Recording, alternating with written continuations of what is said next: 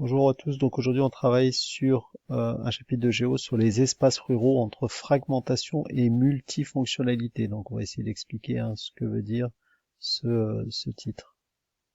Alors on va expliquer ensemble l'introduction. En général opposés aux espaces urbains, les espaces ruraux se dépeuplent même s'ils accueillent encore plus de 3 milliards d'habitants. Donc évidemment on oppose espaces urbains à espaces ruraux. Les espaces ruraux sont de plus en plus en déclin, sont moins peuplés qu'avant, mais c'est quand même encore 45, un peu plus de 45% de la population mondiale qui continue à vivre dans les campagnes, donc c'est pas négligeable. Autre point, même s'ils sont moins observés que les espaces urbains, c'est vrai que les espaces urbains sont beaucoup plus, on pourrait dire, médiatisés, mis en avant, etc. On voit beaucoup plus la transformation des paysages et ça paraît plus spectaculaire. Les espaces ruraux connaissent aussi des transformations importantes quant à leur peuplement, aux activités, à leur paysage ces dernières années. D'où la problématique, comment les fonctions des espaces ruraux évoluent-elles de manière différenciée dans le contexte d'un monde de plus en plus urbanisé et mondialisé. On retrouve donc notre idée de fragmentation, donc de différenciation des espaces et d'une multifonctionnalité, sachant qu'avant, il y avait qu'une fonction quasiment unique pour la campagne, c'était évidemment la fonction agricole, et qu'aujourd'hui, c'est bien différent les campagnes. On peut y trouver des industries, on y trouve des fonctions de résidence, des fonctions de loisirs, etc., etc. Alors justement, les 4 images que je vous ai choisies ici sont un peu des images un peu clichés sur les campagnes. Vous voyez un dessin de campagne traditionnelle d'Afrique, d'autres en Europe, d'autres aux États-Unis et en Asie. Et justement, on va essayer de dépasser un peu lors de ce cours ces images qui sont malgré tout un petit peu réductrices, un petit peu simplistes des campagnes et des espaces ruraux dans le monde. Alors évidemment, comme on est en géo, on va travailler beaucoup plus sur des documents de type statistique comme ici, sur des cartes, sur des photos de paysages. Et comme je vous ai mis le cours en Word, j'ai posé ici des questions. Évidemment, vous observez le document, vous mettez sur pause et vous y répondez. Et vous pourrez donc compléter votre document Word au fur et à mesure de la vidéo. D'abord, vous réfléchissez par vous-même et vous mettez sur pause pour pouvoir réfléchir au document. Et après, donc, pour pouvoir valider votre réponse, vous continuez la vidéo. Donc deux questions hyper difficiles pour se mettre en jambe un petit peu ici. En 2020, combien de ruraux et combien d'urbains dans le monde?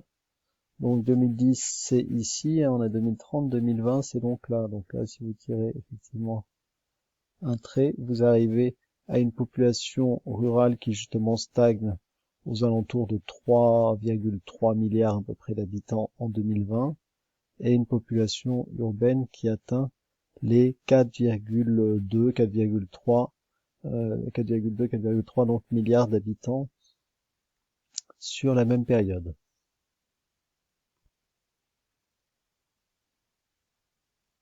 Alors, deuxième question, à quelle date a-t-on dépassé le seuil des 50% d'urbains et donc de 50% de ruraux dans le monde?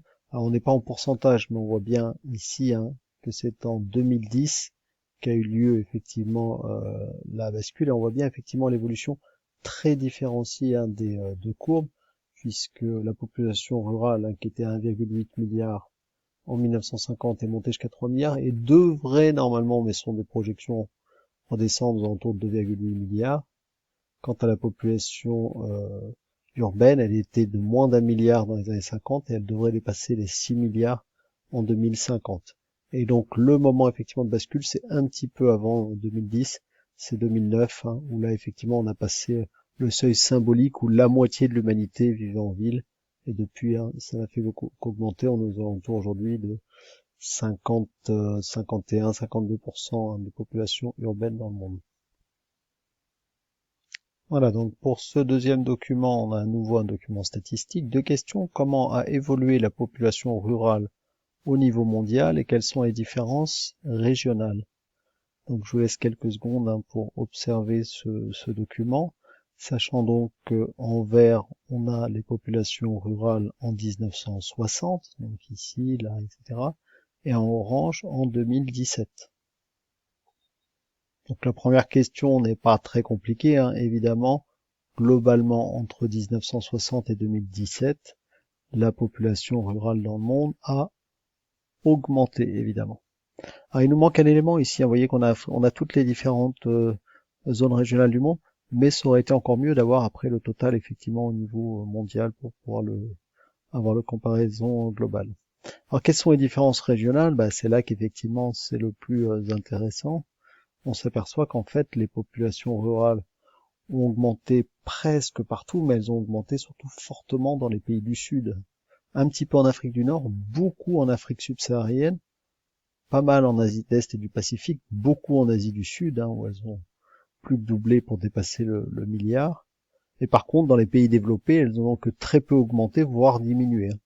Un tout petit peu augmenté en Amérique du Nord, en Amérique latine et dans les Caraïbes aussi, et diminué dans l'Union européenne. Donc on s'aperçoit qu'effectivement, sur les 50 dernières années, un peu plus, effectivement, la population globalement rurale au niveau mondial a augmenté, mais qu'il existe des différences régionales importantes entre pays développés et pays en développement. Alors, autre document toujours statistique, hein, on a ici les populations rurales en pourcentage de la population totale, donc en 1960 et en 2017 toujours. Bon, toujours des questions assez simples, hein. Comment évolue le taux de la population rurale par rapport à la population urbaine? Donc on voit que par exemple ici en Afrique subsaharienne, c'était 85% de population rurale, on est passé à 60. En Afrique du Nord, on avait 65% de population rurale, on est passé à 35. Bref, partout le taux, hein, a diminué plus ou moins nettement. Il était déjà faible en Union européenne, il a continué à diminuer à 25%. Donc globalement, effectivement, on a une diminution, hein, du taux de la population rurale. Alors deuxième question, hein, comment expliquer que la population rurale augmente sur la période alors que son pourcentage diminue, hein, parce qu'effectivement on voit qu'il diminue partout de façon différenciée, mais quand même partout.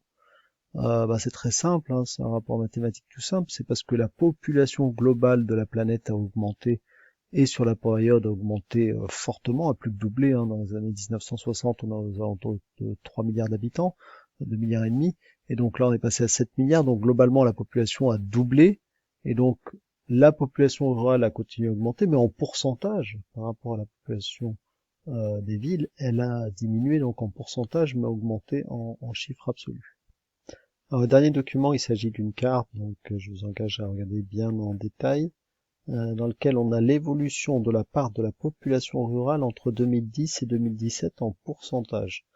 Alors ce qui est extrêmement important à noter ici, ce sont les dates, hein, c'est-à-dire que c'est sur des dates très rapprochées, hein, sur simplement 7 ans, et donc sur des données assez récentes, hein. C'est-à-dire que globalement, là, ce qu'on peut observer justement, c'est que la population rurale a eu tendance à diminuer fortement un certain nombre de zones des pays du Sud, notamment en Chine, on voit ici, ou en Afrique subsaharienne, mais c'était des zones aussi qui étaient dans lesquelles les populations rurales étaient importantes. Donc là, on peut en conclure que l'exode rural vers les villes reste important. Par contre, dans un certain nombre d'autres pays, hein, notamment certains pays en développement, mais aussi d'autres pays, notamment en Europe, la population diminue moins, voire se remet à augmenter légèrement ou à stagner, puisqu'il y a un retour un petit peu dans certains endroits vers les campagnes, où on redynamise un petit peu les campagnes. Voilà, donc je vous laisserai lire, hein, tranquillement le petit texte que vous avez ici, hein, qui vous explique tous ces différents éléments, mais qu'on verra de toute façon un peu plus en détail, hein, dans le cours suivant. Voilà, donc c'est tout pour aujourd'hui pour cette première partie, hein. On verra la suite une prochaine fois. Portez-vous bien.